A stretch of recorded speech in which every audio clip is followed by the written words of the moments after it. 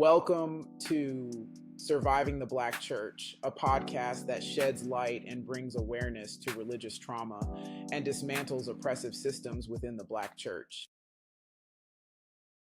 All right, welcome back to Surviving the Black Church podcast, where we are exploring the intersections of faith, mental health, spirituality, trauma, everything in between. And we have a very serious and important and timely topic for you today. And it's a very challenging topic that I have not personally really found a lot of people in our community talking about. I'm joined with my co-host, Nikki G, and we're Hey. going to have this conversation and we're going to talk about like the layers of the conversation because it's highly nuanced and highly complex. And it's a conversation that we're going to have with you all and you listeners that touches on very intimate parts of our identity, which not only what makes us Black, but what makes us human. So today we're going to unpack Christian nationalism and how it intersects with the Black church, intersects with Black communities, intersects with Black people in our community.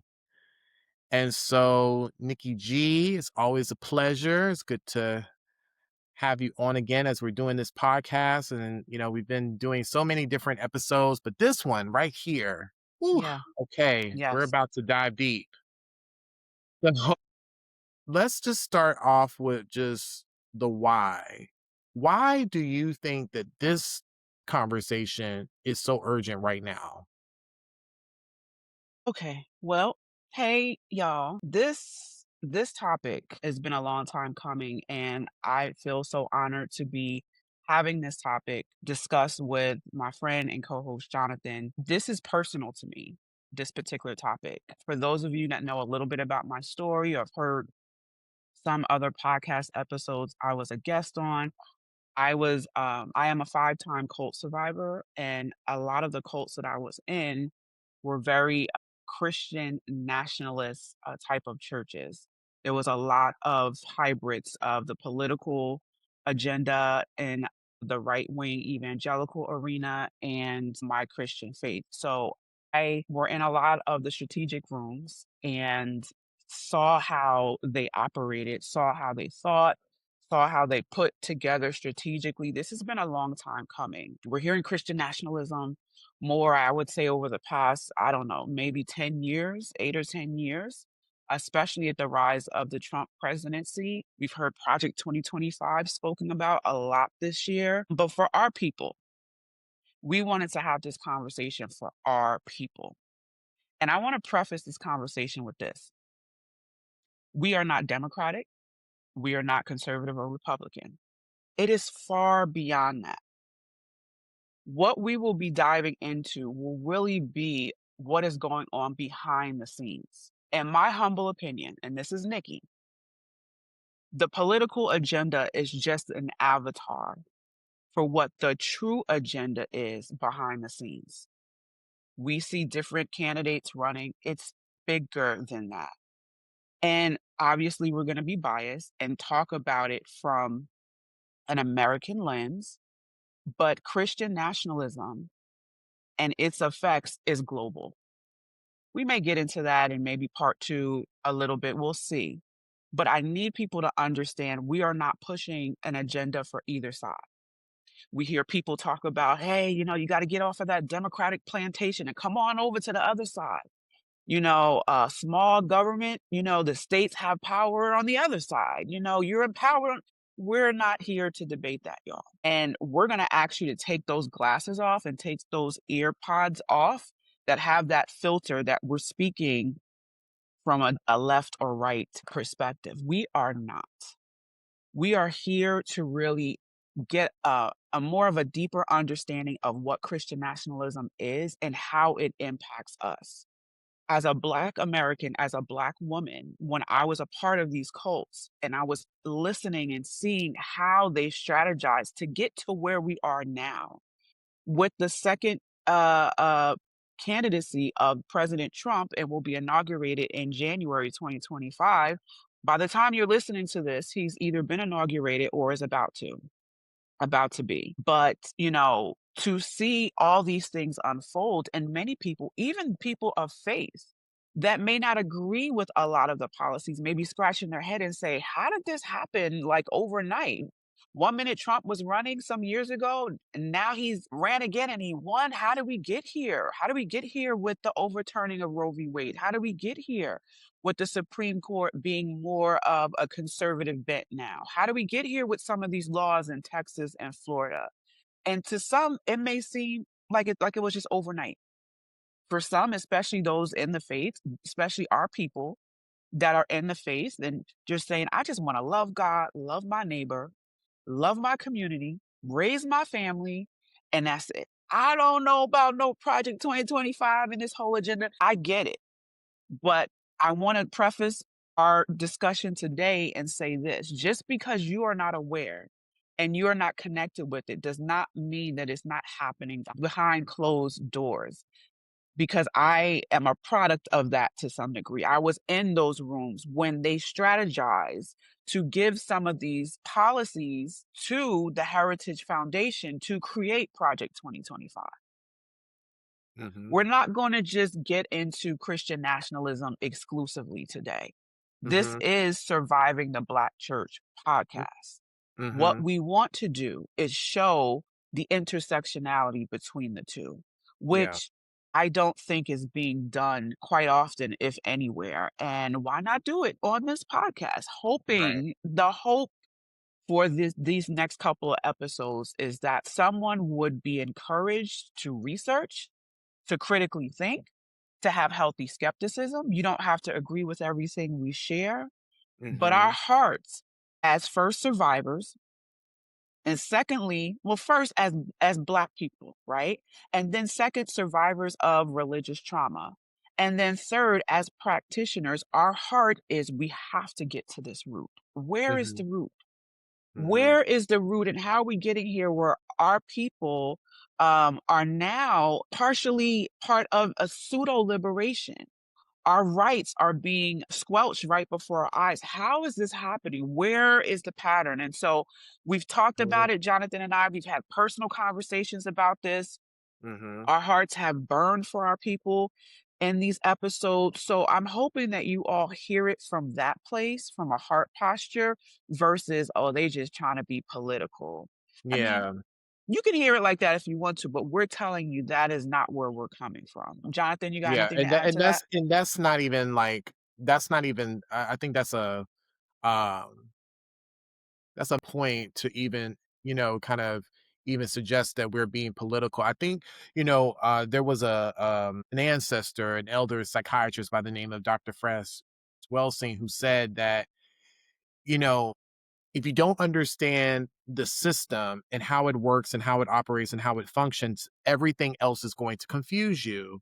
Come And on. so in this episode, we're here to provide you with the frame that is not being provided by the mainstream, and for us to understand what the system is and how these ideas that are coming forward in the system, that are coming forward in ways that are threatening our democracy, that Yes. are dividing and splitting and separating communities and individuals within that community.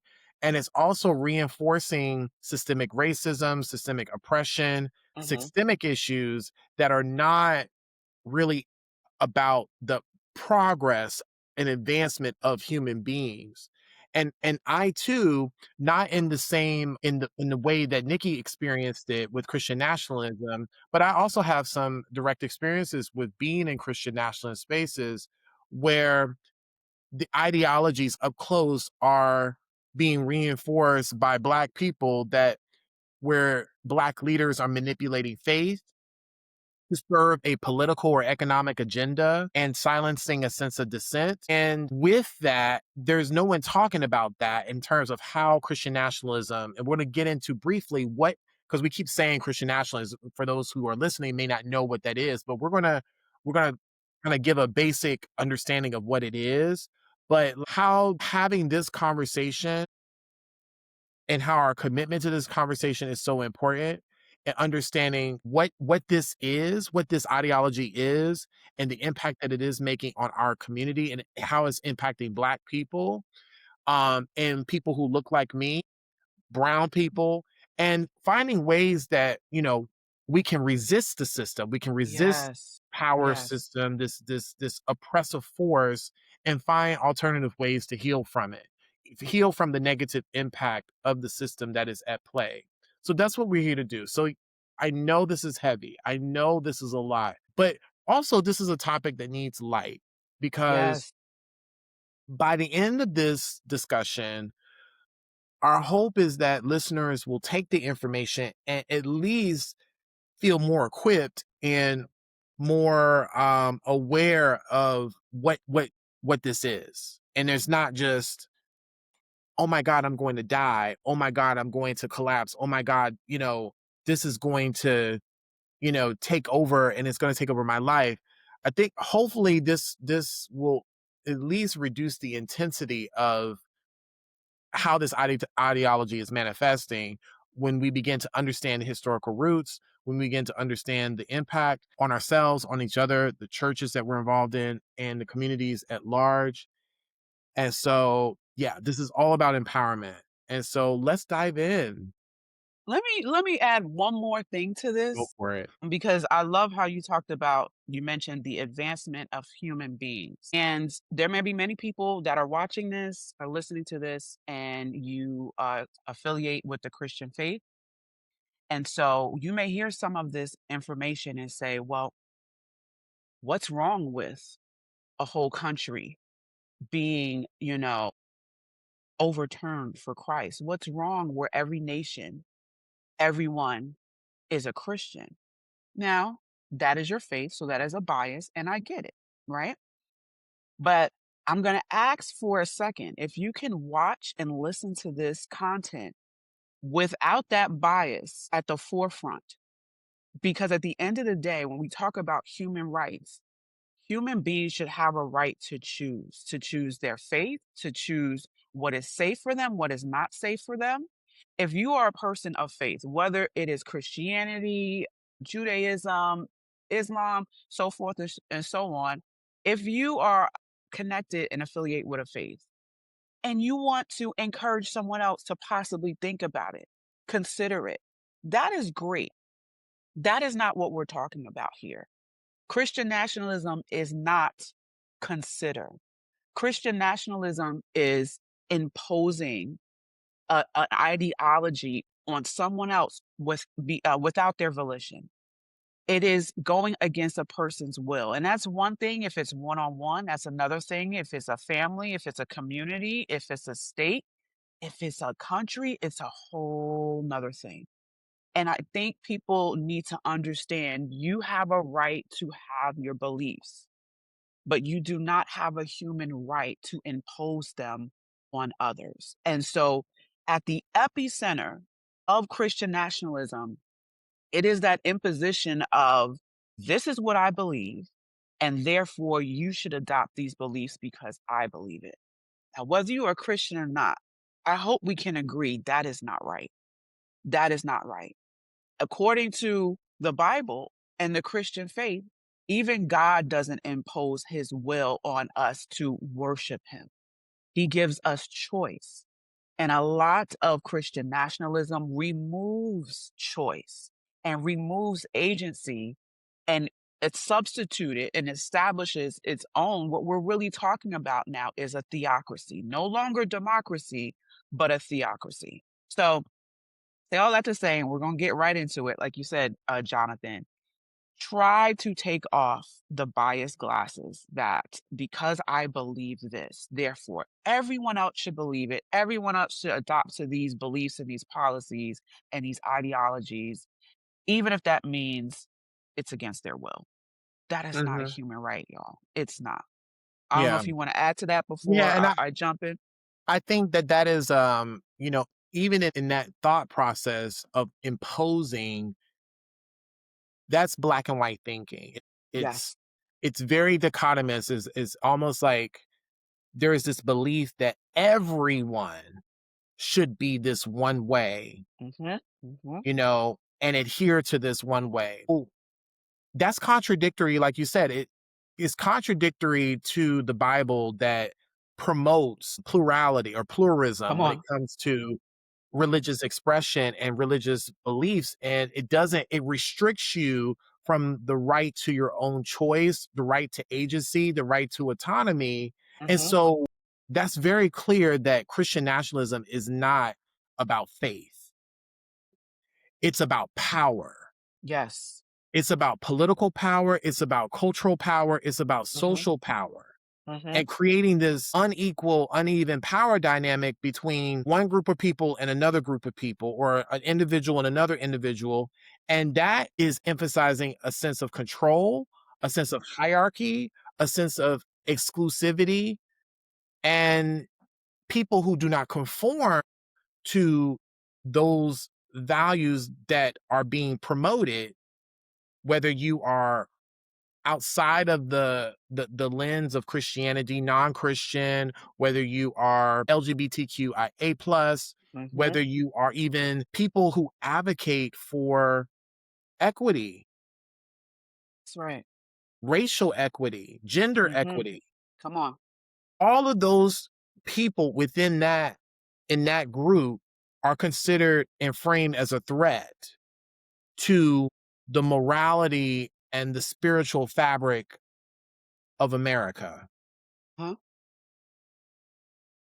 That is what Christian nationalism is. Mm-hmm. And that to me is deeply exclusionary. That is not inclusive. And that didn't just happen overnight. Mm-hmm. This Mm-hmm. is generations, centuries of Yes. history over time that has formed this belief that everything should be one way. And Mm-hmm. if it's not that one way, then it's evil or immoral or whatever the case may be. So I just wanted to add that point in as well. And a lot of your points are describing markers for cults. Hmm. The lack of exclusivity, the black and white thinking, the groupthink, the lack of autonomy, all of that constitute a lot of markers that you would find in a typical cult. Now, Hmm. I'm going to say this. We might edit it out, we might not. Who knows? But, and I'm not trying to be pessimistic, but because I've been there and I can see, unfortunately, and I hope I'm wrong, but what we could be on the precipice of is the United States of the cult of Trump. And with that, with Trumpism encompasses Christian nationalism. Mm. They go hand in hand. And so let's start really getting into it, because you already started, Jonathan. Yeah. You already started giving certain markers of Christian nationalism. And we're just gonna preface this as well. I'm gonna have to read a lot of my notes, y'all, because this is too much information for me. I'm Yeah. getting up in age, so I gotta Yeah. remember some things, and some things I gotta read, right? Yeah. Okay, so Christian nationalism. It is the belief that the United States is and should remain a distinctly Christian nation. This ideology fuses Christianity with national identity. So to be American means you are a Christian. It promotes the idea that Christian values, beliefs, and identities should shape national identity, shape laws, and shape policies in this country. It suggests that to be a true American, one must adhere to a specific set of religious beliefs. And they're often very conservative in nature, and they emphasize, like you said, control, hierarchy, exclusivity, and power. And Hmm. so, if you are of another faith, there is no space for you. If you are of another sexual orientation that does not line up with their policies, there's no place for you. If you are a particular color and race, there is no space for you. It may give the illusion on its onset that there is exclusivity and there's safety and there's diversity, but at its origin, at its roots, if you are not of the Christian persuasion, and I would even further say the Christian ideology that is of white dominance, then there's no place for you. And there are many people who are of the faith, who are Christian, and they say, Nikki, I don't subscribe to that. Good. Your voices will need to be louder in the coming years to begin to distinguish that is not a part of what I believe. Please speak up, because right now it seems like it's all looped in one. Yes. Yeah. Anything you want to add to that before we go into the No. origins? I think it's just helping us to better understand like the difference between Christian nationalism and helping the audience to even understand the difference between Christian nationalism and helping them to kind of even interrogate and critically think about what it is that they believe, right? Right. If they are Christian, like are you Christian or do you believe in Christian nationalism? So to kind of lay that out Mm-hmm. would be helpful. And I know that you're about to go into some of the, because I think it'd be helpful for people to hear like, so what are the Origin. origins Yeah. of this? Like Yeah. how did we get to Christian nationalism? How did we even get to this point? Okay. So, and to your point of what you just mentioned, there's a lot of people I've spoken to, even during election time. And, I tried to explain to them, like, this is what we're up against. And they're like, well, Nikki, I'm a Christian and I don't see that anywhere in the Bible. So I don't think that that's going to happen. You're just being pessimistic. I'm like, you have to understand, there is a sect of people that are reframing a lot of things that you claim to believe. So you might want to be informed on what's going on. Right. So some of the origins, there are European origins and with the rise of Christendom. So the Roman Empire and Constantine back in the 4th century, Christian nationalism can be traced all the way back then. And with the Emperor Constantine, he was the one that started to align Christianity with state power, with national power. And this began a legacy of merging the church, the state, and leading to the concept of the term Christendom. Dom meaning dominion, Christ's dominion, where Christianity became deeply intertwined with political power in Europe. So we're talking about this dates all the way back to the 4th century. They didn't call it Christian nationalism then, but it's the same foundation, the same framework. And so then you go a little bit further, and we have colonialism and the doctrine of discovery. So in the 15th century, the Catholic Church doctrine of discovery, they authorized European Christian monarchs to conquer non-Christian lands. And we know all about the history of that. You're not a Christian, then we're going to take over. And they Mm-hmm. blended religion with territorial and political dominance. And they Mm-hmm. merged it all to one. So we're starting to see the intersectionality starting to form. Mm-hmm. Now we further it to the roots in the United States. So we have the Puritans in the city upon the hill, 17th century, early American settlers, particularly the Puritans. They brought the belief, when they came over, they brought the belief that America was divinely chosen. It was considered a new Israel to carry out God's will. So they were infused with this. This was their mentality, and this is what they brought over here. They laid the foundation and the idea that America had a unique covenant with God. And a lot of these Christian nationalists, there's revisionist history, and they try to change a lot of this to make it seem like this was the main purpose of this country. Then we go on to the 19th century. We have manifest destiny. Y'all hold on now. We have to lay this framework first. Mm-hmm. Manifest destiny. The belief that the United States was destined to expand across the continent, and it was fueled by Christian rhetoric, blending divine purposes with territorial expansion and justifying the displacement of indigenous people. So now we're talking about global conquest. We're talking about what I call spiritual colonization. It's not just my belief, it needs to be your belief too. And if it does not, then we conquer you. There Mm-hmm. is history, y'all, global history, and how we got to 2024 going into 2025. Stay with us, okay? Then you have the Civil War and white supremacy. Mm-hmm. After the Civil War, so Christian nationalism was used to justify segregation and the oppression of Black Americans. Mm-hmm. Many Southern churches explicitly tied Christianity to white supremacy and state rights. So we are starting to see it starting to really formulate over here in the Americas. Then you have post World War II and the Cold War during the Cold War. And during the Cold War, Christian nationalism continuing to gain momentum. And it was a way to distinguish the Christian US from the godless Soviet Union. So the phrase, I don't know if many of you know this, the history of it, the phrase "in God we trust" was added to our US currency, and the phrase "under God" was inserted in the Pledge of Allegiance due to this. Mm-hmm. So again, we're not talking about just Trump coming along and the rise of Trumpism. This has been in the works for a long period of time. But Absolutely. we also have a contemporary Christian nationalism. Okay. So like the 70s through the 80s, we have figures like Jerry Falwell, Pat Robinson, and they helped to form the religious right.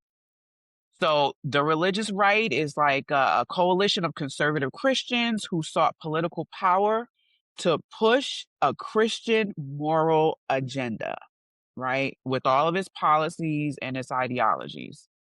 We have cultural wars on patriotism. So, you've heard people like Bill O'Reilly talk about the cultural wars and things of that nature when he was on Fox News. So Christian nationalism became increasingly linked with patriotism, equating being American with being a Christian. If you are not a Christian, then who are you? And you are now a threat. This rhetoric gained power after 9/11 and during debates over immigration, race, and religious diversity.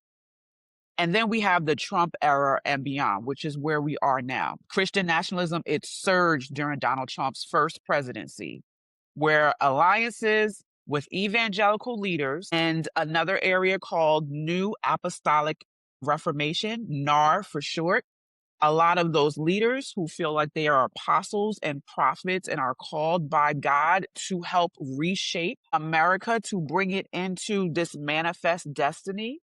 Many of these prophets and apostles have had connections with Trump during his first presidency, have been in the White House, have rubbed shoulders with lobbyists and politicians and people that are in the House and the Senate, even some of the Supreme Court judges that are now seated president.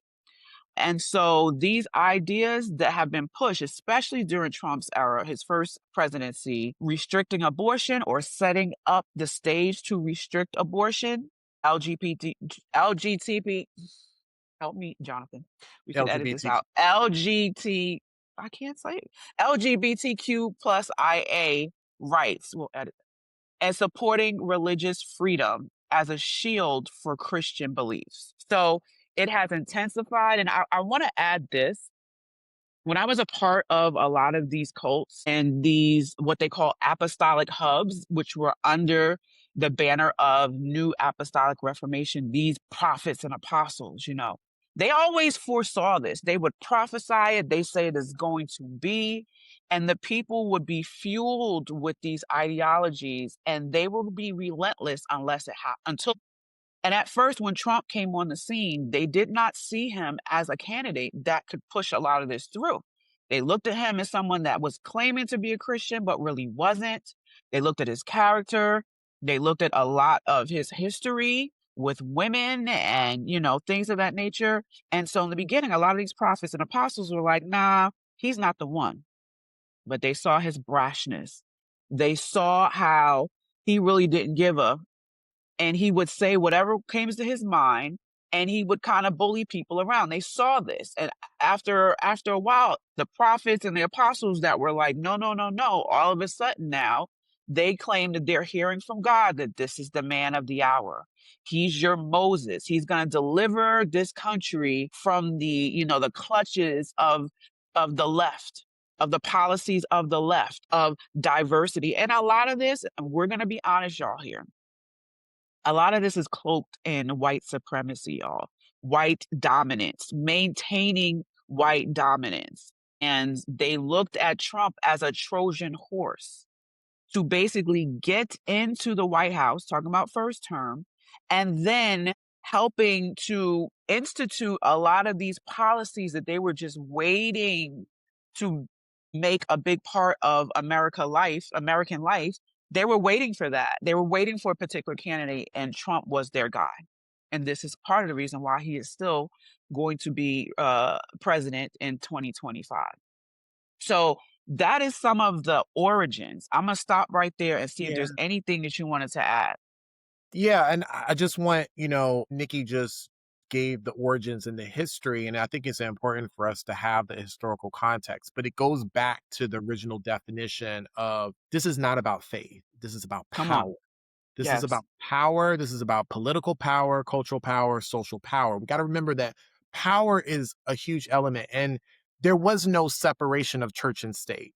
This is the impetus of Come on. separation of church and state. Hmm. Church and state were intertwined into each other, and there is a rationale between why that was put into place of separation of church and state, because power was impaired and applied upon the nation by means of controlling the nation to adhere to an ideology that Yeah. was putting people against each other. This group of people against this, us versus them, Hmm. black versus white, this versus that. And so that duality, what was created via Christian nationalism, which is why it's important to understand the history. And it's very fascinating to me just how these historical threads are weaving into the present day reality. Yeah. So, we don't have any control over that past, but it's informing what is going on today. Absolutely. Um, and a lot of this, which is what Nikki is talking about in terms of the traction of using Trump as this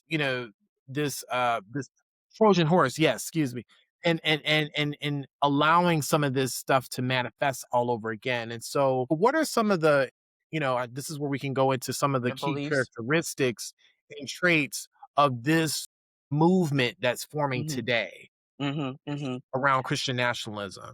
Yeah. And so I want to cover with that the beliefs because they have many, but for the sake of time, just give you some of the more prominent ones.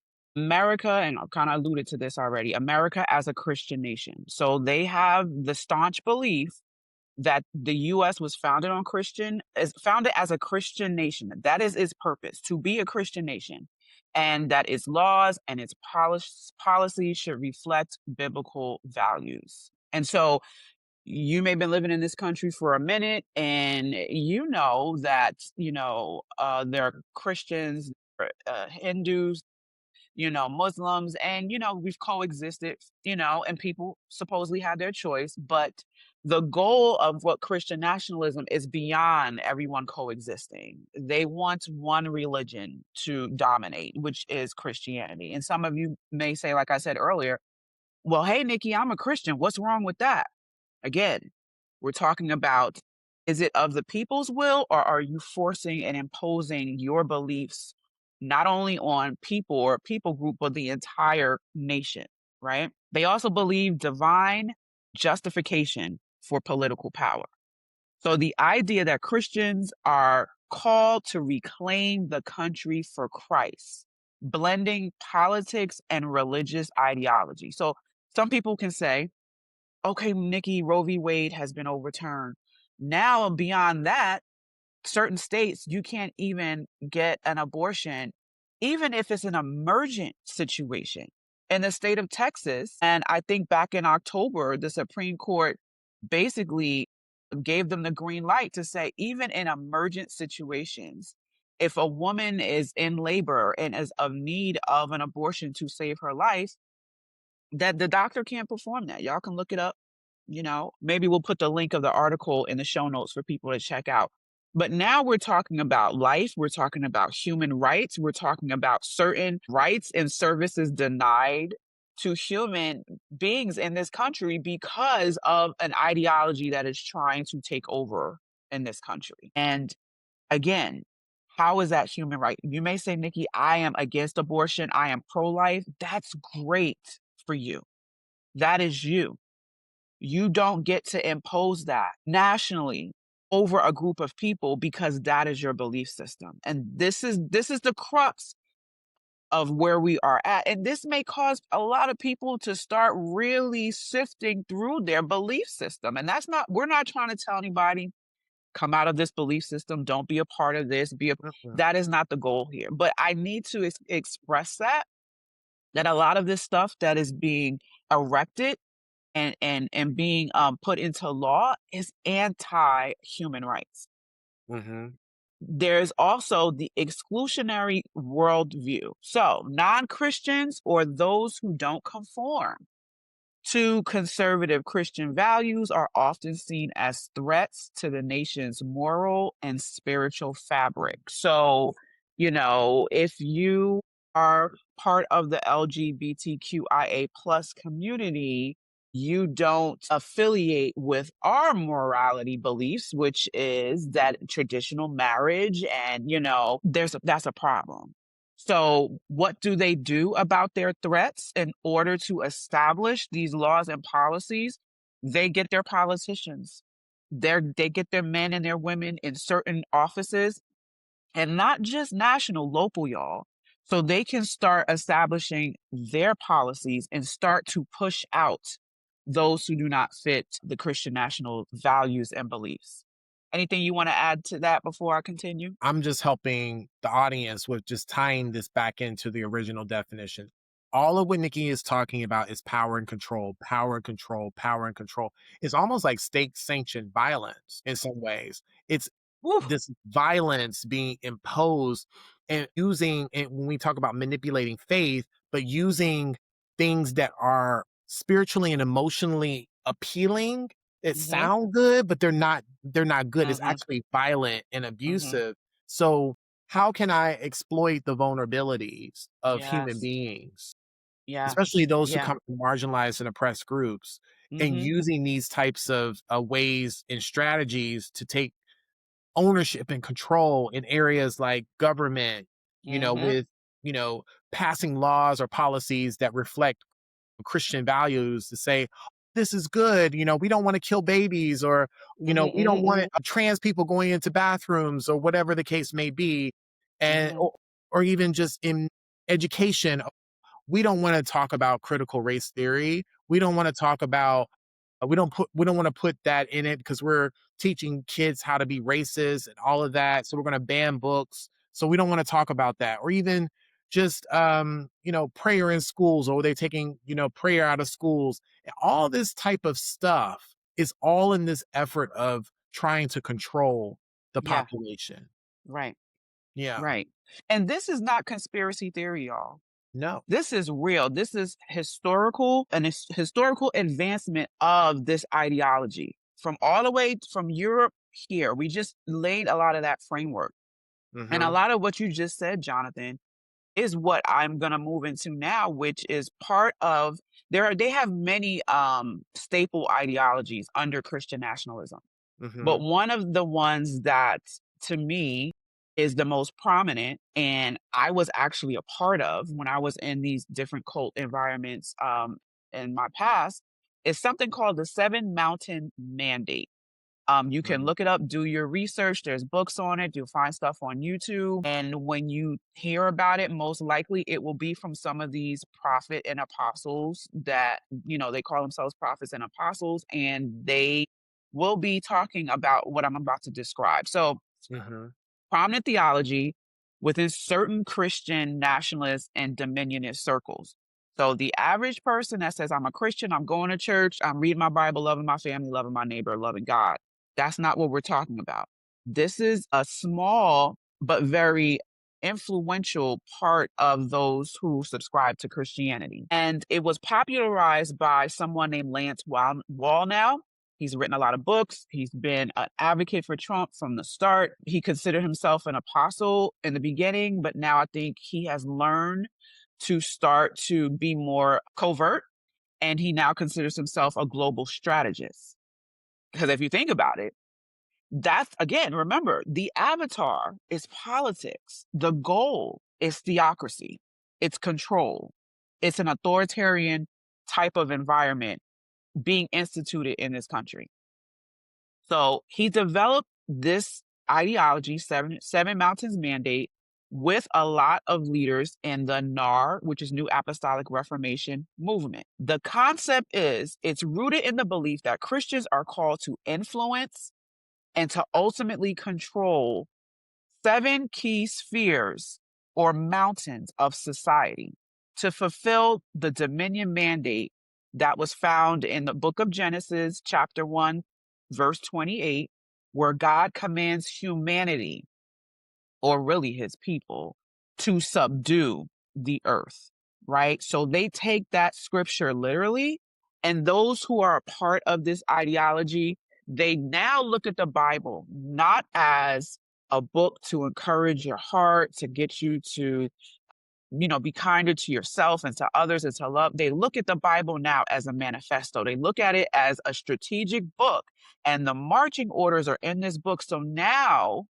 their lens are fine-tuned and focused on the scriptures that talk about subdue the earth, every mountain for Christ, and till the ends of the earth, his name is proclaimed everywhere. This is their goal. This is what they dream. And again, if you're a Christian, you're like, well, what's wrong with that? Again, it's about the will, it's about choice, right? The 7 mountains assert that Christians should take leadership and leadership positions and exert influence in these 7 mountains and bring about God's will on earth. They believe that God's will is that it's all Christianity by any means necessary, and that is the issue. They don't really trust that God would do that. This is their faith, but they don't believe that God would do that. They feel like if they don't do it, it won't be done.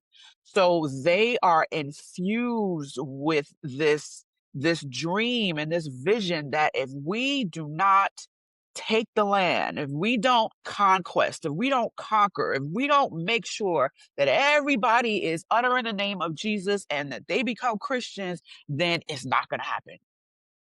God is God, but he got to put it on us. They're infused with this, right? So you think that type of perspective and someone is stewing on this day after day, what kind of policies will be created if you are enamored with this type of dream, this goal? You become obsessed with it. So obsessed that you stop to think about the human rights of people on this planet. And now you start to transition into, by any means necessary, even if we have to conquer, even if we have to spiritually colonize, we're going to make sure that every land is subdued for the cause of Christ. I'm sorry, y'all. If the Muslims did that, they call that jihad, if I'm not mistaken. If other religions did that, people will be up in arms. But now we are finding a covert way of a military operation that goes far beyond this nation, but it's global now. Hold on, we're going to get to how this connects with the Black church, but y'all need to understand how dangerous this is, how dangerous this architect of the 7 Mountain Mandate, Lance Wallnau, is, and this whole mandate in itself. Do you want to say something before I jump in? You got it on you. I can see it. Sorry. Go ahead. I mean, because this, I think you were the first person that I had ever heard about the 7 Mount Mandate. I had no idea when I was actively involved in the ministry. I had no knowledge about this mandate or any of the ideology and how it was impacting people in this way. And so, but I wanted to add that, I mentioned Dr. Frances Welsing earlier, but she worked with another doctor, Dr. Neely Fuller, that was the 7 areas of human activity. He identified 10 areas of human activity in his work in understanding systemic racism and white supremacy, and how these areas served as a framework of analyzing how systemic power dynamics manifests in this way, similarly with the 7 Mountain Mandate, whether it be was actually 10 areas like economics, education, entertainment, labor, law, politics, religion, sex, war, and health. And so this right here is very similar to that. So I'm wondering, Interesting, if this is like operating under the guise of God and Jesus and Christ, but it's really white supremacy. And so that is why this ideology is so dangerous because it's showing us, it's revealing us how it really undermines your access to yourself, your access to your pluralism, your access to Yes. choice. And they're saying that this is a promotion and an evangelism of faith, but this is not even that. This is about maintaining unequal power structures. Mm-hmm. This is about excluding anyone and everyone that does not conform to that vision of society, white Mm-hmm. society, white Mm-hmm. Christian Mm-hmm. society. And so for those who are listening, who are survivors of these high control, high demand religious environments, this type of rhetoric and this ideology can be re-traumatizing for them, Absolutely. you know? Absolutely. There is an intersectionality with Christian nationalism and religious trauma. You know, we'll touch that a little bit later, but it absolutely is. People who have been in cults, people who have been in narcissistic relationships, people who have been in narcissistic family systems where your autonomy was basically removed. You weren't able to be connected to yourself and be who you are, where you had to hide parts of your identity and yourself. If you understand this in its form, can seem very similar. So I think a lot of people would need and have needed during the first Trump era to ground themselves and have certain forms of self, healing and connection with self and community. We'll talk about what that looks like later, but because this is traumatizing. Now, even if you don't see it as deep as we're explaining it now, just the surface part of it, I'm pretty sure has affected us all under, the Trump presidency. And you may be conservative, like, I don't know what y'all talking about. Trump gave us the COVID checks, y'all wildin'. Okay. That is the freedom to think what you think. But however, this is still happening, whether you believe it or not. That's the thing about it.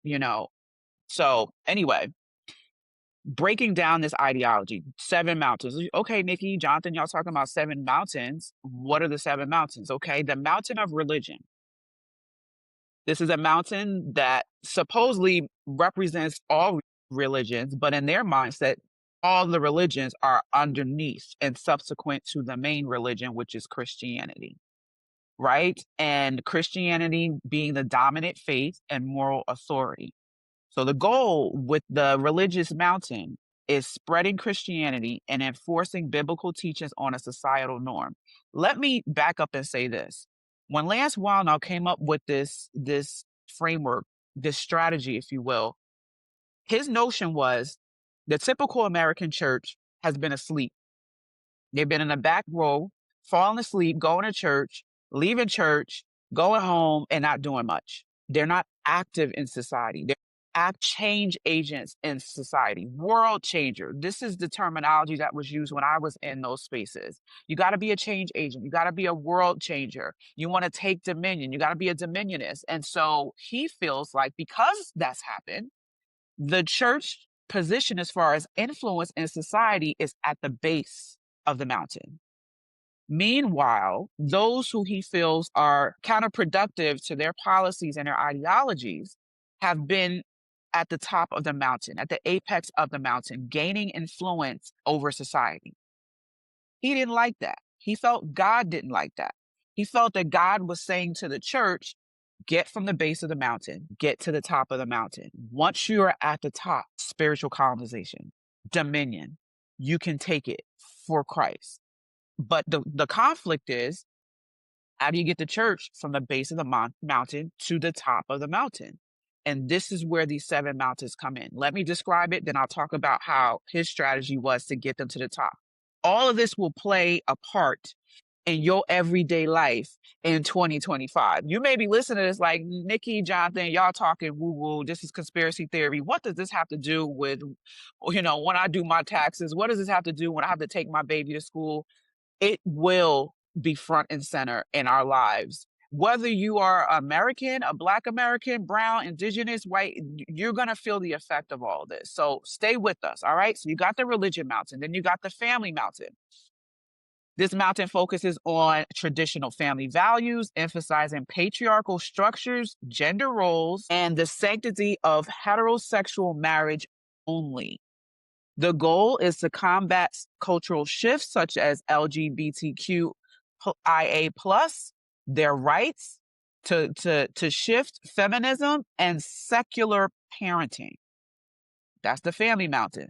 So in that, you've got the court system, you've got the school system, you've got all these different things. You got marriage all up in one. Education. Education is viewed as the battleground for shaping the next generation in their mind. I mean, that's true as well. But Christian nationalists aim to influence curriculum to include Christian teachings, restrict topics like evolution, sex education, critical race theory, to promote more prayer in schools, book banning. I know in Florida, the governor from Florida has started banning books on elementary level, high school level, and even within colleges. And so, this is, if people are like, well, why are they doing that? This is why, right? And Texas and Florida have been test states for the rest of the nation. So as they go and as they're able to put these laws out, and then the Supreme Court, which is conservative, has a conservative bend right now, if they okay it, then it can start being populated in the rest of the country. The goal, replace secular education with biblical truth in schools on all levels. Government, this mountain involve politics and legislation. Proponents of the mandate believe Christians must occupy political positions to enact laws that reflect biblical principles. So the House, the Senate, even what the president does by executive order, the Supreme Court, their goal is to all work in tangent. There is no more deliberating on certain policies and bills to become law. They don't care about that. This is about control and dominance. Again, their goal with a government, establish laws against abortion, same-sex marriage, policies that are perceived as anti-Christian. Anti-Christian, their version. Mm-hmm. Media, I'm almost done at the mountains. The media mountain is seen as a powerful tool for shaping culture, public opinion. The Christian nationalists aim to take control of news outlets, entertainment platforms, and digital spaces to promote their agenda. They want to counteract the secular liberal narratives that are in media, that are on the news. They want their own news stations so that they can start, spewing out their rhetoric according to Christian nationalism. Then you have arts and entertainment. That is a mountain with movies and radio and music. And they see these mountains, this one particular, and I could go deeper with this. I'm not going to, but I'll just give it with this mountain. When I was deep in this stuff, they used to say what was on. They used to break down, okay, these are the mountains. And let me tell you what's the spirit, the negative spirit that's on each mountain. And for arts and entertainment, you want to know what spirit they said was on this mountain? The Jezebel spirit. Because it encompassed entertainment as morally corrupt, and they wanted to seek to create faith-based movies, music, and other art forms that would align with Christian ideals. They thought that the Jezebel spirit is behind lust and perversion, and that's what you get in movies and television and all of these things. And so in order to dethrone Jezebel, right? In the Black community, y'all understand when I talk about the Jezebel spirit. Got to dethrone Jezebel, and then you have to throne Elijah, the spirit of Elijah, on the top of this mountain so the whole industry can be taken over for Christ. Then you got the business mountain, focuses on the marketplace, economy, stocks, bonds, Wall Street, things of that nature, to promote the idea that Christian-run businesses can be tools for spreading God's kingdom, emphasizing wealth as a sign of divine favor and alignment with God and his policies according to Christian nationalism. And they wanted to gain financial power so that they can push this agenda that they have. And so, like I said, Lance Walnu, his strategy was got to get from the bottom to the top. How do we do this? You start creating messages. You start creating churches, pastors that are influenced with these messages, influenced with this mandate, and start talking to them about sending their people out to start becoming, to go to school for politics, to go to school to screenwrite, to go to school for to be a therapist or a teacher, so that you can get in the prospective mountains that you are called to be in. You are infused with this ideology, and you start climbing the mountain of influence until that mountain is taken over for Christ. Crazy strategic type of ideology. And again, if you're a Christian, you may feel like, well, what's wrong with this, Nikki? I mean, it's my belief. Why wouldn't I want to see it spread? Again, I'm going to keep saying it. It's about will. It's about a human right. It's about power and control. And some of the critiques of this mandate is, you talked about it earlier, Jonathan, it undermines pluralism, right? The Mhm. idea that a theocracy, theocratic society is what we need, right? It exacerbates religious trauma for those who have been in narcissistic relationships, and I said it already, and cults and toxic faith. It exacerbates it because now survivors of this high demand environments are now seeing these high demand policies and law being instituted in our place of government, nationally and locally. It threatens democracy. We already talked about that, right? It wants to erode the pseudo separation of church and state, because there is not one. That's smokescreen. This is what they say, but we can see there is not a separation of church and state, but it really wants to make it known that there really is not a separation. And it promotes intolerance. These policies, these rhetorics are influenced by ideologies that marginalizes LGBTQIA plus, non-Christians, people of different, I can't talk. I'll have to edit this out.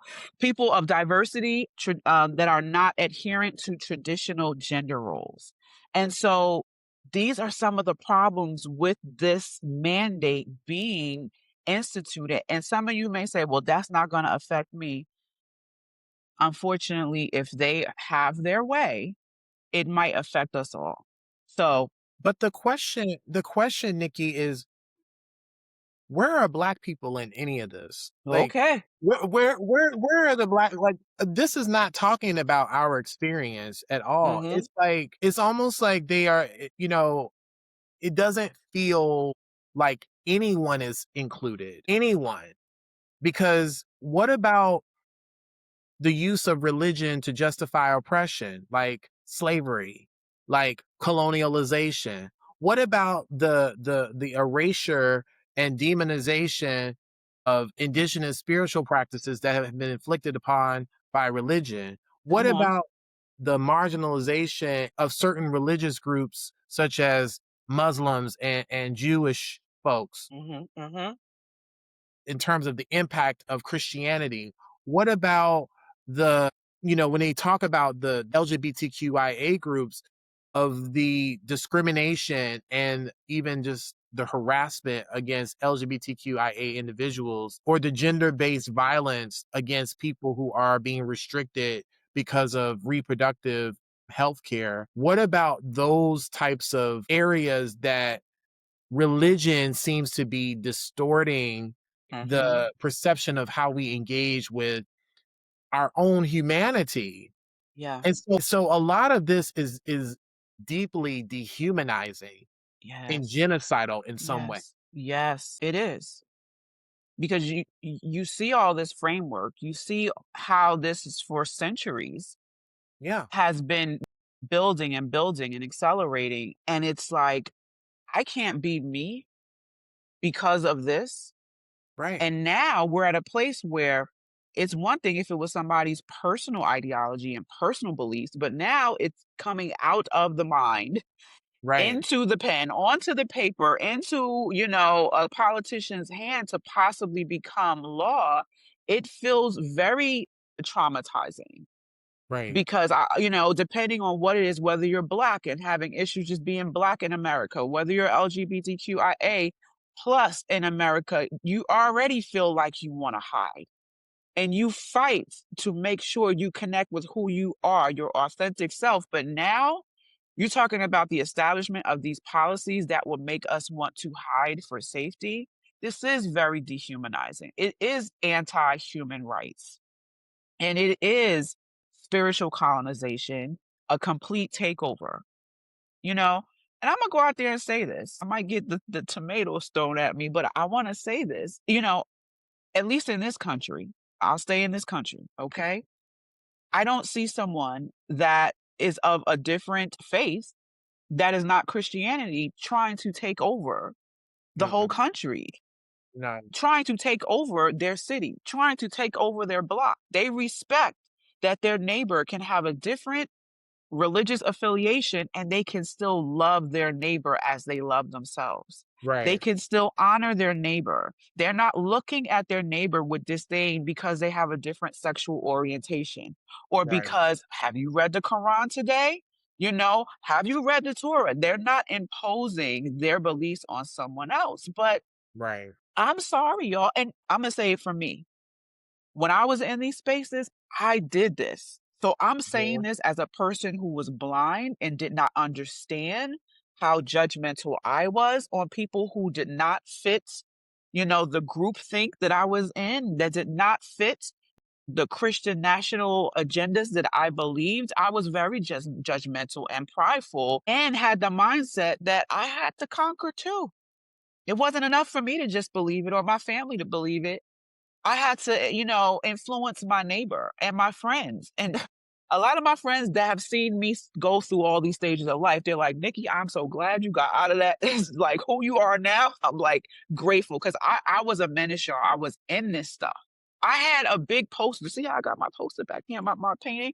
I had a big painting in my house that was Seven Mountain Mandate. I believe this stuff because I was like, this is an awesome strategy to try to kind of like, I didn't see it as takeover. I didn't see it as going against someone's will. I didn't see it as anti-human rights. I saw it that because I'm a Christian, then everybody else needs to be a Christian by any means necessary. Mm-hmm. And if you are, you need to really sit with that. Are Mm-hmm. you that type of Christian? Mm. Are you down with the faith to the degree that means I don't care about nobody else in my town, in my city, in my country. It's my beliefs or that's it. How is that affirming someone else's experience? Is it all about you? Because that smells like elitism. And Right. I had no idea that's the aura. That was the fragrance that I was giving off when I was in there. So I'm speaking Yeah. from someone who did this, but once was blind and now I see. And so this is why I trumpet this message so hard that no, my Mm-hmm. neighbor has a right to think and believe as long as not it's hurting me and hurting my family. You can think and believe what you want. And Right. furthermore, I can coexist with you and have different belief systems, and it's okay. I'm not threatened and feeling like you're going to influence. You can believe whatever you want, and I can still see value and honor in you as a human being. And that is what we need to work on ascribing to as a species, Mm-hmm. beyond religion, as a species. Otherwise, what are we doing? And all these wars that we've seen behind us, most Mm-hmm. of them are steeped in religion and somebody's beliefs versus another person's belief. Look at what we're dealing with right now in Gaza. Like this, we need to really work through this, y'all, as a species. But anyway, I digress. Mm-hmm. Do you think it's time to woosah or just move into now how Christian nationalism has influenced the Black church? I think we can shift there because I think you did an excellent job. I think we did an excellent job of just providing um a systemic or ontological framework around Christian nationalism. We understand now that this is about power control versus faith in one's beliefs. That there's a larger narrative that's at play systemically that is informing some of these practices and these ideologies and how it's trickled down into policies and different areas of human activity. And now it's time for us to really talk about that you kind of went into talking about your own personal experience and what it was like for you. But, us to talk about how this has impacted the Black community, the Black church, because historically, the Black church has been a space where it has been about liberation. The Black church has Yeah. been, it was about acknowledging our liberation, acknowledging our resilience, acknowledging the justice from the injustices that we experience socially and systemically against this Christian nationalism framework. Mm-hmm. But over time, and with this now information that we're talking about, we're now seeing how Christian nationalism has seeped into the foundation of the Black church. And so I'm wondering if we can kind of talk about the tension of that in that relationship. Mm-hmm. And even just to set some framework for that, this is something new that we both started to observe, I would say, over the past 6 months or so. Like, wait a minute now. Yeah. Yeah. We see different clips on social media. We see a lot of pastors, men and women on the microphone screaming at their congregation about Mm-hmm. who they're voting for, how are they voting, different policies. Yeah. And I was like, Jonathan, this sounds familiar. Like, what is Yeah. going on? Right. And, I think maybe the past couple of months is when we put two and two together and saying, wait a minute, these environments, some of these churches, these Black churches are sounding very similar to the Mm-hmm. rhetoric that's spewed in a lot of Christian nationalist communities, media, churches, all this stuff. And I'm like, when did this happen? Right. Do we realize that this is counterproductive to our advancement and our rights? I'm like, this seems eerily familiar. Yeah. And hence, which is as we started talking, we said we need to do an episode on this. We Mm-hmm. have to start talking and shining light and shedding light on the intersectionality between the two, because there is one. Mm-hmm. And furthermore, it's historical. Mm-hmm. It's historical. Mm-hmm. And so the Black church has, obviously, you just talked about this, has been a cornerstone in the African American community, not just a place of worship, but a center for social justice, education, empowerment. I've talked about this before. We have many of our singers and actors and politicians and journalists have been birthed out of the Black church. We understand our origin as far as Black liberation, right? Mm-hmm. You got, during the civil rights movement, we have Martin Luther King, we have other Black okay, I'm having a brain fart. It's okay. We have other Black voices that have been instrumental in helping our people heal, advance, and move forward. But over time, the Black church has been influenced by a broader scope of evangelical ideologies. Now, I can't track exactly when this occurred to the degree that we're actually seeing fruit from this, but somewhere, shape, or form, somewhere down the line, a lot of these evangelical ideologies started to creep into the Black church. Mm-hmm. Some through the prosperity gospel, that Mm-hmm. didn't come from us. The conservative theological training, shared platforms with white evangelical leaders being in close proximity to what seems to be power, being able to rub shoulders with certain white apostles and prophets that could give our church more visibility. This has been happening, y'all. And these partnerships have sometimes introduced political agendas that run Mm-hmm. counterproductive to the historical mission of liberation and social justice of our people. Mm-hmm.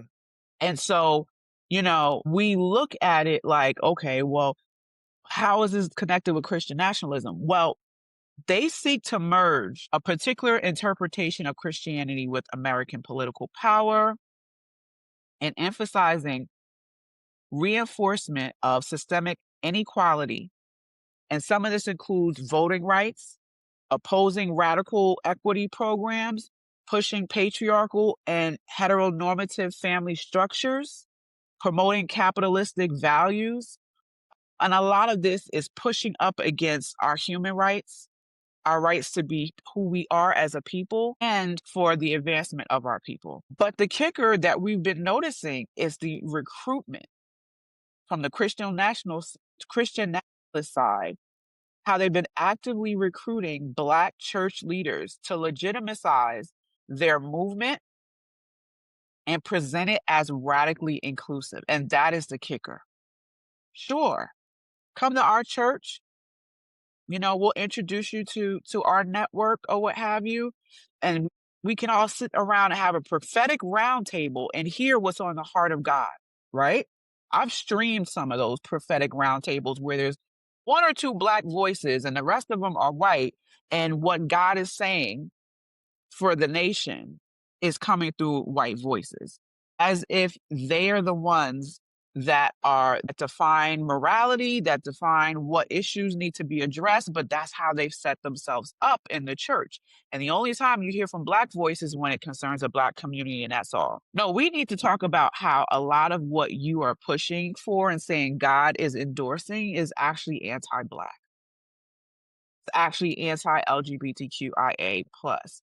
It's actually anti-humanity. And, this alliance, this is not a new alliance. This is an alliance that has taken a front seat and a back seat and a front seat and a back seat. And I don't know how much light has really been shed upon this alliance, but we need to see it as such because we are hurting our own selves in the ignorance of not seeing what they're up to. I know there's a scripture in the Bible that talks about we are not ignorant of Satan's devices. I ain't calling nobody Satan. I'm just saying the devices, the strategy, the framework that is anti-human. We should be informed. Ain't nobody saying go on the 10 o'clock news and talk about this stuff, but at least understand the origins, the root systems, and the intersectionality of it all. But when you look at the history of Black recruitment, this goes all the way back. Slave masters used to strategically select certain enslaved Black individuals to preach Christian doctrine that enforced the institution of slavery and the power of white supremacy. They did this a lot, probably even used the slave Bible where they omitted it and took out a lot of the scriptures that talked about liberation and freedom. But they kept in the scriptures that talked about submission and obedience and obeying, those who have rule over you. And so, we have this history that's been here.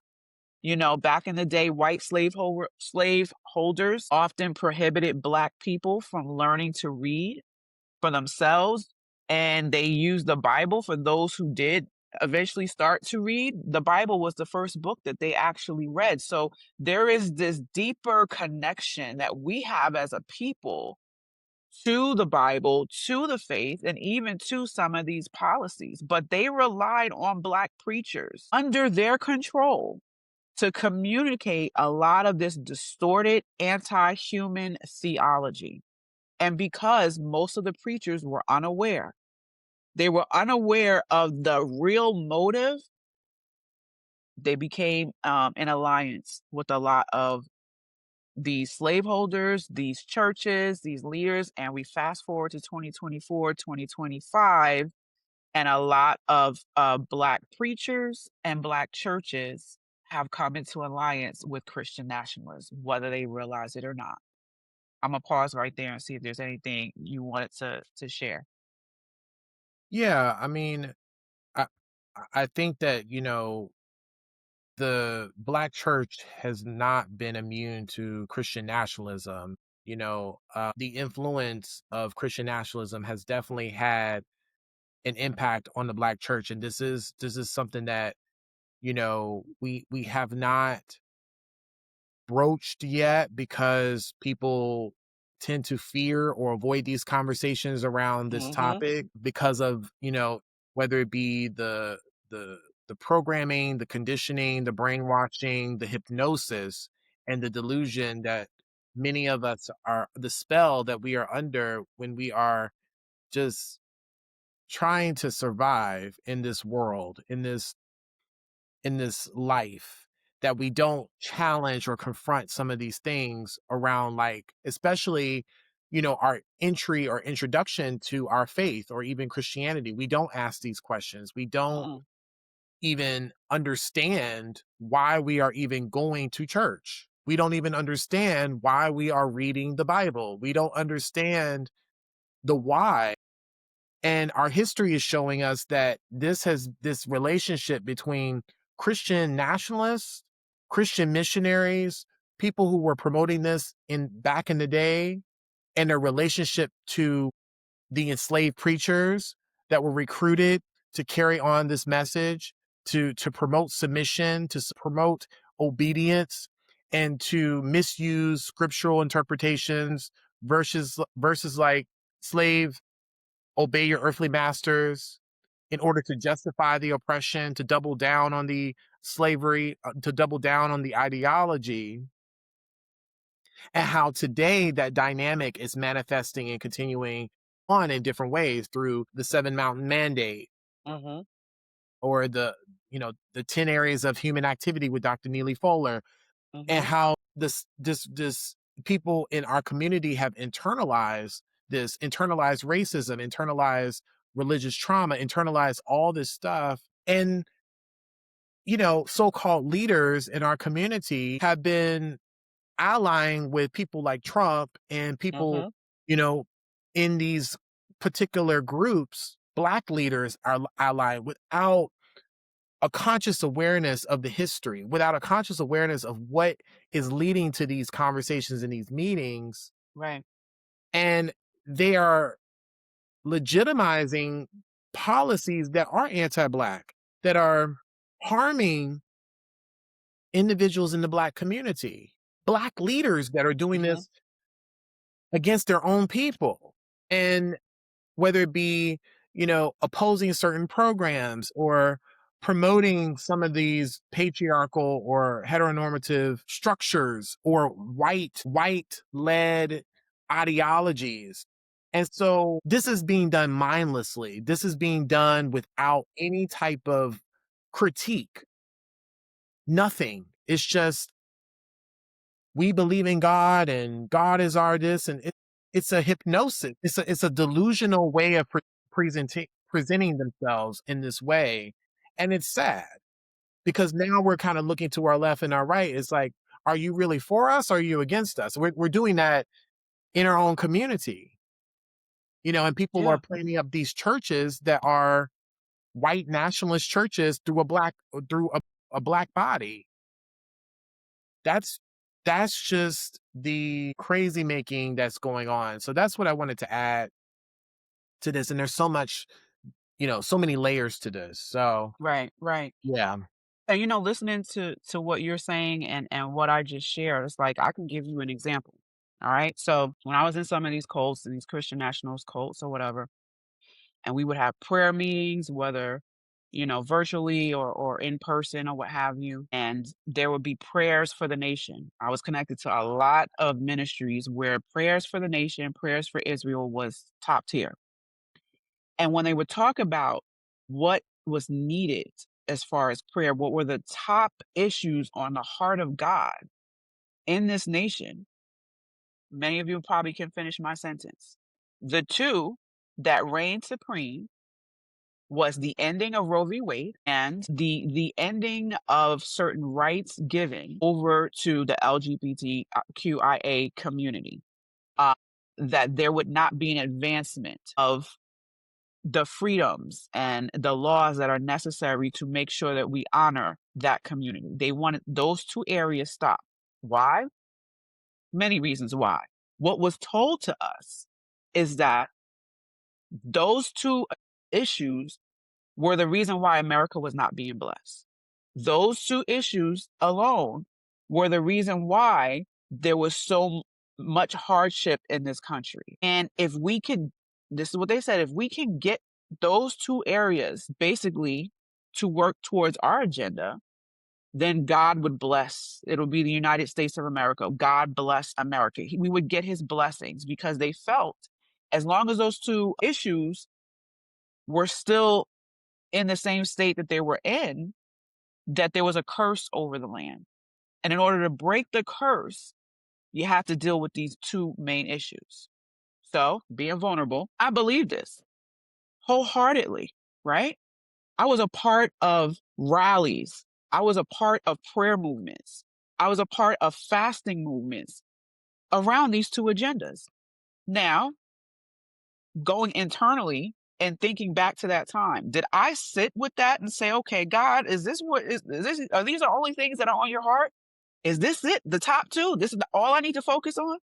I didn't do that. I was influenced by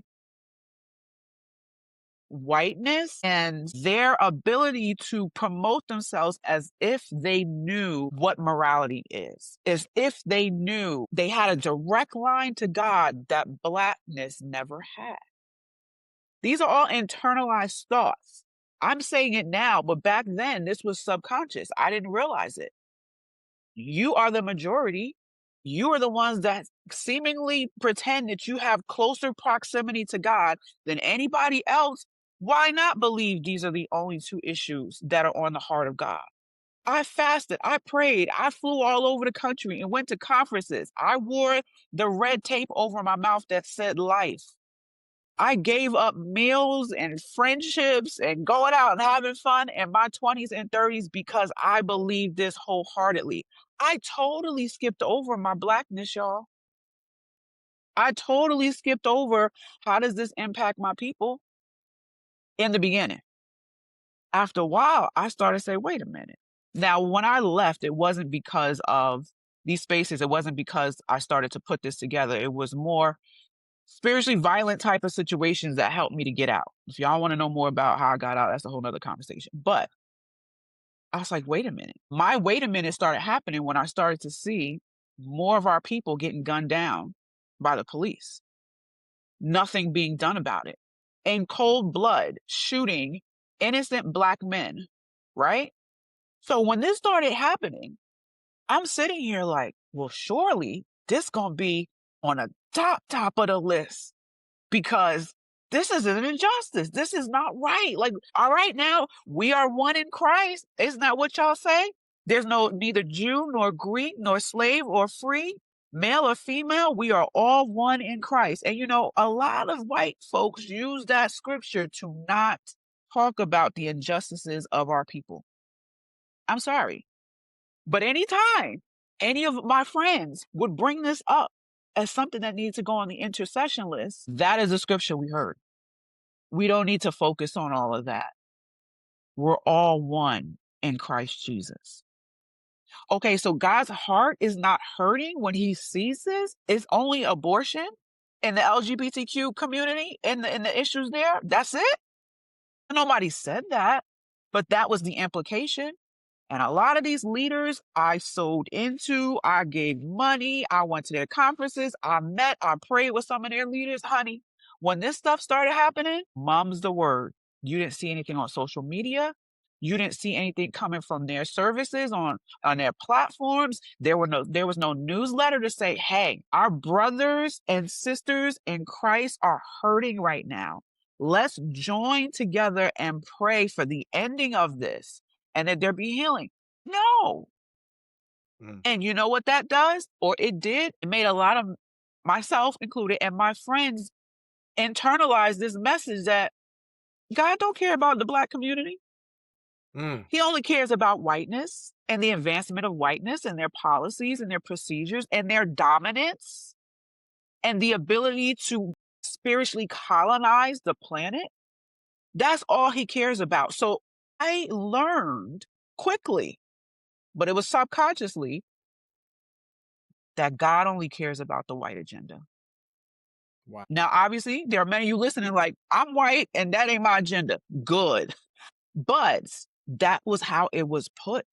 Because these are prophets and apostles, and they're claiming that angels are coming down and giving them messages and opening up scrolls and having these dreams and visions, and they're giving it to the people because that was also part of Christian nationalism. The prophets and the apostles are going to be the one giving the spiritual navigation to all of this. Where are my people included in this? And so now y'all got the nerve to infiltrate the Black churches, to go after the preachers and the intercessors and the ones who have care and concern about the state of our planet. And you are going to tell them that this is what God is concerned about, basically only. And you're going to recruit them to come over to your side to push your agenda. Why? Why, Nikki? Well, part of that is, as a people, when we believe, my God, okay? Yep. Whether you're in the faith, out the faith, atheist, whatever, let me tell you something. Whether y'all believe prayer is not real or not, we are spiritual people. We will pray. We will fast. We will be committed. When you have us, you have us. You have us in joy. You have us in discipline. You have us in, we will, because we have an ability, despite what has happened to us as a people, to include everybody. I believe our hearts on a collective front have not been so jaded and so darkened that we can't think about another human being in front of us. I'm talking about collectively. That has not been robbed from us, despite what has happened to us over centuries. So when you got us and concealed the real agenda, you got the passion, you got the dedication, you got you got all of that. That's what they got out of me. Took a lot of my primitive years away from me when I was in all that stuff, but I digress. But I say that to say this is an example of how they conceal the agenda, make it seem like it's inclusive for everybody in the faith in Christ of their policies and procedures, and have, as Malcolm X, the movie said, they done hoodwinked us. Pretty Run much. amok, led us astray. Yeah. To now sit in the same rooms, the same tables, the same meetings to advocate their agenda, and it's anti-Black. Sorry, y'all. I get passionate about this because I know from whence I've came, and I know the BS that I drank, the Kool-Aid I drank, and the stuff I believed. And now on the other end, I am seeing humanity. And I'm looking at it at a macro level, and I'm like, this is not right, y'all. Go ahead, Jonathan. I mean, that's so powerful and profound what you're talking about, because you lived it and you're speaking on the other side of it. And so many are still in that, and they are Black, and they are being influenced spiritually, emotionally, psychologically in so many different ways by the Christian nationalist perspective. And you're speaking truth to power, and you've been able to navigate your way out of it, and encouraging,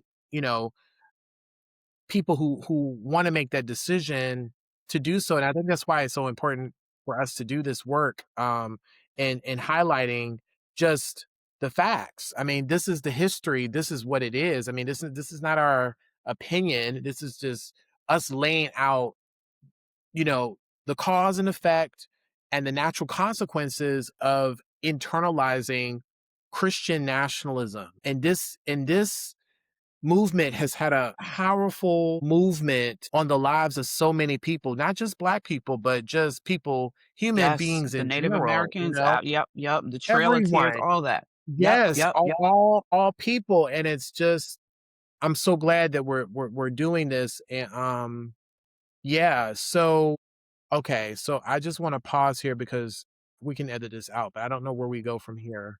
I don't know if we keep I going think or we conclude, okay. and you set the stage for part 2, Okay. and we stop here. Okay. Did you want to be like, well, where do we go from here? Like, after kind of talking about the Christian nationalism, do we want to talk about what people can do, or how people can? No, because we're going to put this in part 1 and part 2. Oh, okay. I want to give that mic to you because you're Okay. setting the stage for what, you're going to go into. And they're going to have Okay. to stay tuned for part 2 in order to get the rest of it. Because that'll put another 15, 20 minutes on the clock to do that. Maybe. I Okay, don't that's know. fine. That's fine. So Yeah, yeah, yeah. I'll just pick up from here. Okay, so yeah, like it, this we have so much more to talk about, y'all. Like we haven't even gotten to how this has formed a trauma bond within our Black community, within the Black church, with Black people. All of this not only has impacted us on the externally, we have to talk about how this has affected us internally and Oof. what is going on in our mind, in our body, in our spirit, Yes. and how has Christian nationalism affected that, and how has that how has that impacted our own communities in different areas of our community. And so we are going to come back for a part 2 to talk more about this topic on Surviving the Black Church podcast. And I just appreciate all of you for listening and joining us today on this very complex and profound topic. We have more to come. Mhm. So stay tuned and continue to take care of yourself. And I hope that this episode was helpful for you in your process of healing and growth and change. So thank you again. And you got one more thing to share, Nikki? Go ahead. This was a lot today, as Jonathan said. And many of you were like, I don't know if I want to listen to part 2. Please listen to Yes. part 2, Yes. because we're talking about a lot of things that externally, collectively, we don't necessarily have control over. We're just explaining what has been. Mm-hmm. What we do have control over is self, Mm-hmm. right? Making this home on the Yes. inside, right? But we have to understand how all of that history and what is being established present day created a root system, if you will, in us individually. And it's going to take seeing it, having the courage to see it, getting understanding about it in order to uproot it out of us. And if I do it, and Jonathan does it, and you do it, and your cousin does it, what would that look like for us as a community collectively to start breaking this attachment? And I'm not talking about Christianity, all stuff like that. I'm talking about where I could be, like I said, in a predominantly white church and space and community, and they said nothing about what hurts my people. And I sat in it for years, y'all.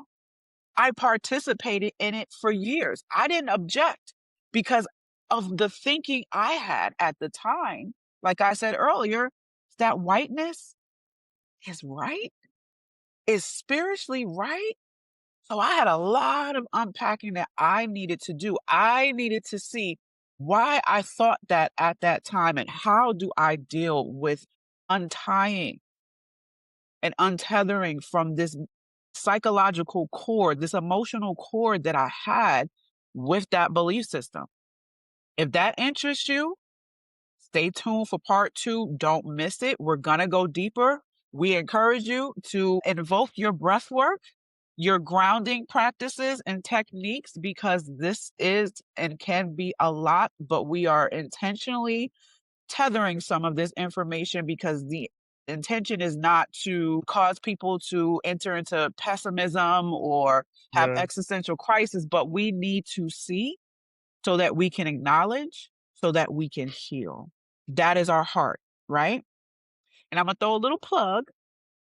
If you want to know more about the intersectionality between Christian nationalism and religious trauma, I wrote a little ebook for those who are having issues sharing that with other people who they don't understand how Trump coming back on the scene could be re-traumatizing to them. As a religious trauma survivor, a cult survivor, go to my website, nikkigspeaks.com, and you will find the ebook. Check it out. It's a lot of different practices and encouragement and validation for those who are sitting in that space currently. So I never really usually plug my stuff, but I wanted to throw that out there because we did unpack a lot today. Yes, And absolutely. throw it back to you, Jonathan. Yes, and thank you for sharing that resource so that people, if they want to go deeper and dive deeper, that they can. They have a resource available. They can go to your website and just, yes, this is education. Take your time, hold space for yourself, do breath work, drink some water, and come back to it when you feel comfortable and feel safe to do so. And let's just keep this conversation going, keep the flow Yeah. going. And again, we appreciate you for listening in. And until next time, take care, be empowered. Thank you, Nikki, for this episode. Looking forward to part Yes. 2. So join us Yes. over there, Yes. okay? All See right. you. See you later. Bye. Okay, bye-bye.